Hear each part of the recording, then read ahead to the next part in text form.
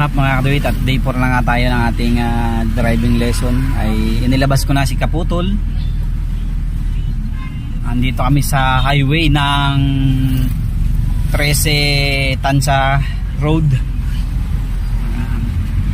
Ano kami, pabalik na. So mayroon na isang video na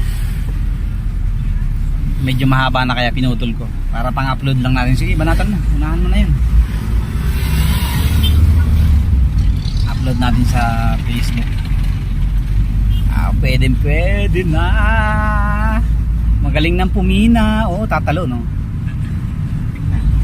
Magaling nang pumina. Walang tumingin sa chicks, diyan muna sa kalsada tumingin. May delikado na ipasa ito mamaya. Baka tayo Akat mo na lang. aha, pwede na to.